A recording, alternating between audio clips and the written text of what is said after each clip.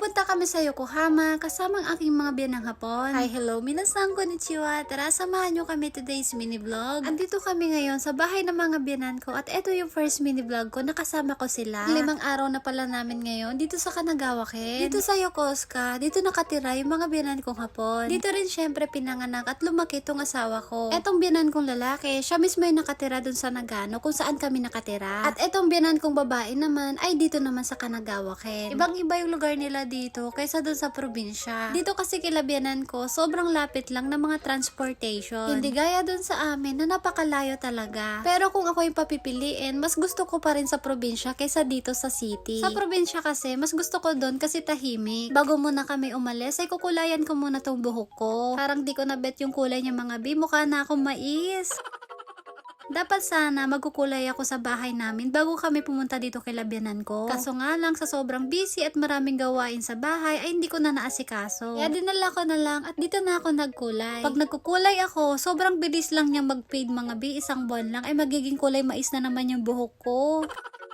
Alam nyo ba guys, share ko lang sa inyo, never pa ako nagpasalon ng buhok ko dito sa Japan. Mahal kasi ang salon dito, kaya tiyaga na lang muna ako sa DIY. Sayang din naman kasi yung mahigit isang lapad na ibabayad sa salon. Tapos na ako magkulay, pero hayaan lang natin to ng mga 30 to 40 minutes bago maligo. Etong anak ko naman, nagpapakarga na naman sa lola niya. Kapag ganyan na nagpapabuhat yung anak ko, ay meron silang inaabangan o sinisilip sa baba na ambulansya o patrol car. So eto na nga mga babe, papakita ko na sa inyo yung bagong kulay ng buhok ko. And dyan, o diba, nagmukha na ulit tayong tao mga bi. Nainlove na naman nga ako sa uncle nyo mga bi, dahil tinubuan na naman tayo ng tigyawan. Uy, ano daw? Ayan yung auntie nyo mga bi, ganda-gandahan na naman siya.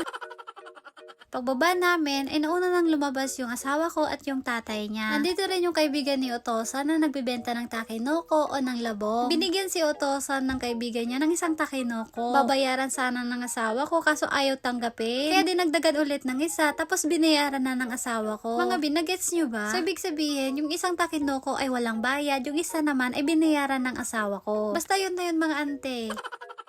Pagkatapos namin makuha yung takinoko, ay nagbiyahe na rin kami papunta nga dun sa pupuntahan namin. Sa tuwing pupunta kami dito kay labyanan ko, ganito palagi yung ginagawa namin. Lagi namin silang kasama kapag namamasyal kami. May mga edad na yung mga binan ko, pero sobrang anlalakas pa rin nila. Kaya believe talaga ako dito sa Japan mga bi, kasi yung mga matatanda, grabe, ang lalakas pa nila. Pagkatapos ng mahigit isang oras na biyahe, ay nakarating na kami dito sa Yokohama. Napakaganda dito kasi entrance pa lang nila ay marami ka nang makikitang mga bulaklak. Dito nga kami nagpunta mga bi sa Zorasha. Dito yan sa Yokohama. First time ko lang pumunta dito kasama yung pamilya ko. Para makapasok dun sa loob, syempre bibili muna tayo ng ticket. Dito sa machine, dito ka magbabayad ng ticket. Iba ang bayad ng adult, syempre, at iba rin yung bayad ng bata. 4 na ticket yung binili ng asawa ko dahil 4 years old pa lang naman si Kenshin ay wala pa siyang bayad. And let's go! Tara, samahan nyo kami maglibot dito sa loob ng Zorasha. Tuwang-tuwa yung anak ko at sobrang excited na siyang pumasok at makita yung mga hayop dito sa loob ng zoo. Pagpasok mo sa entrance ay makikita mo na yung map ng Zorasha. Grabe, sobrang luwang mga bi. Sobrang ganda at napakaluwang ng zoo na to mga bi. Tuwang-tuwa ako mga bi kasi first time ko makakita ng orangutan na napakahaba ng buhok niya mga bi. Tignan nyo. Ang cute lang niya mga bi. Parang ang sarap niyang yakapin. Kaso nakakatakot mga bi. Baka bigla niya akong sabunutan. Uy.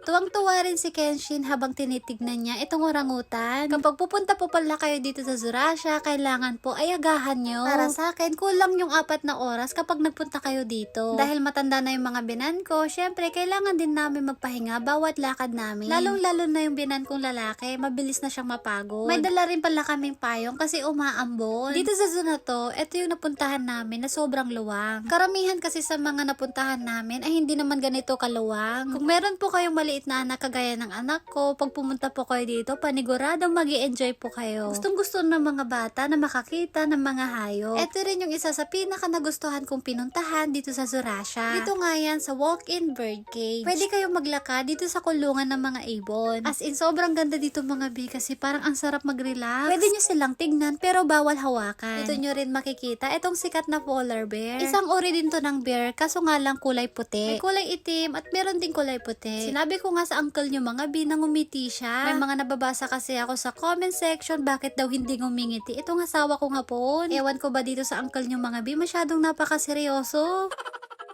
Dahil napagod kami kakalakad, bumili muna tong asawa kong hapon ng merienda. Sa sobrang bagal namin maglakad mga bi, naabutan na kami ng closing. Hindi tuloy namin nakita yung mga ibang hayop nila dito, kagaya ng zebra at ng giraffe. Sobrang sayang talaga mga bi, malapit na kami sa pinakaduluduluhan, kaso nga lang naabutan kami ng closing. Dito sa Zerasha, 4:30 ng hapon sila nagko-close. Wala na kami magagawa mga bi, kaya umuwi na lang kami. Babalik na lang ulit kami sa susunod. Fast forward nga ulit tayo mga bi, pagkatapos ng isang oras mahigit na biyahe ay nakarating na kami dito sa bahay ng mga biyanan ko. Pagka-uwi namin ay binalatan ko na tong labong. Ito yung labong na binili namin kaninang umaga. 2 labong to, kaya 2 labong din yung babalatan ko.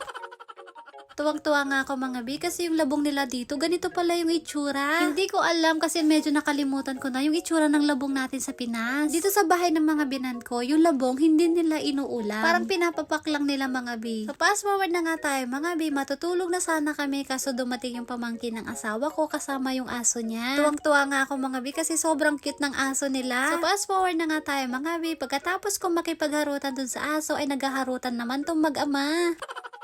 Matutulog na sana kami kaso nga lang yung 2 mag-ama ay nag-aaway pa. So paano ba yun mga pi, at dito na po natatapos ang aking mini vlog. Thank you for watching. Sayonara and bye!